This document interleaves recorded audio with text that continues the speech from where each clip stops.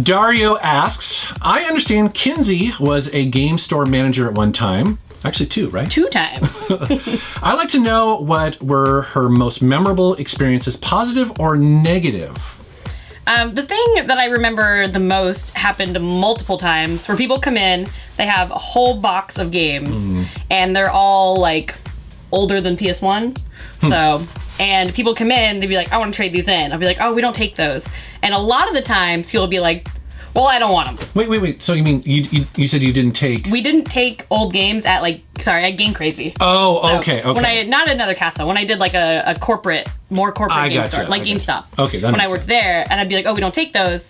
And that's how I got like my Chrono Trigger. That's how I got a bunch of Super Nintendos. So they used to like drop them off. Yeah, that's how I got like all my doubles of Banjo-Kazooie and Mario Kart, because those are the games that everybody owned, even if they weren't a collector. Yeah. So I have tons of copies of those now, because people are like, oh, well, I don't want it. Yeah. Like, okay. I guess I'll find something to do with it. And then I remember distinctly when I was working at Game Crazy, as far as like customer interactions that it stands out. I had this one customer who was such a Nintendo fanboy. He came in almost every day. He pre-ordered every single Nintendo game that came out, but he wouldn't like touch Xbox game. Like he would like pull his sleeve down to like pick them up, and it was hilarious. And it happened all the time. And he was so serious because the first time it happened, I was like, what is this? But then it was every single time. But he's the kind of customer who'd come in and like spend time in the store, like talking to me or looking at games. But it was pretty memorable because it was pretty hilarious. That is so funny. Oh my God. Now, did you run into the whole scenario? I assume you did, where people are wanting way too much for, unrealistic expectations about what they would get. Right? Yeah. A lot of people come in with trades and they want what it's worth.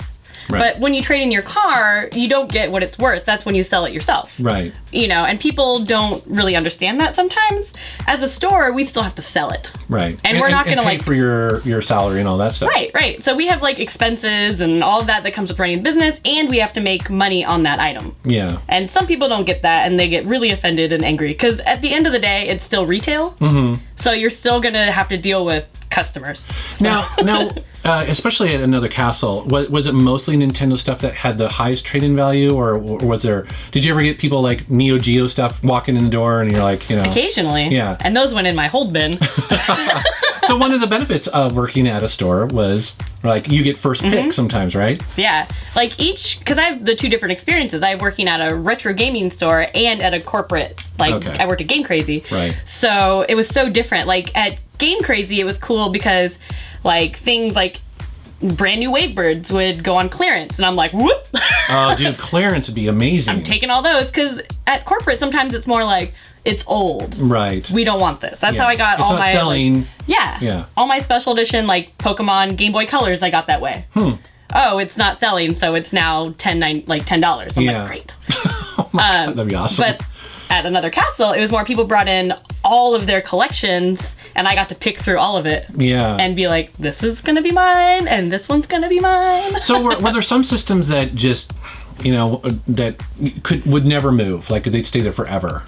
Yeah. A lot of the times, like Game Gear and Lynx. Yeah, they would hang out for a long time. I always felt bad because I actually personally like those systems. Right.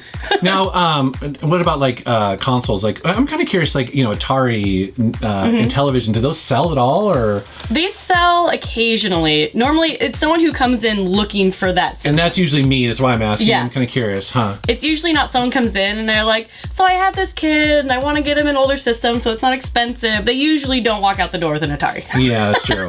Because one, it's hard to hook up to a modern television. Right? Yeah. Or you have to kind of know something about it. Huh. Yeah. That's interesting. All right. Great question. Thank you.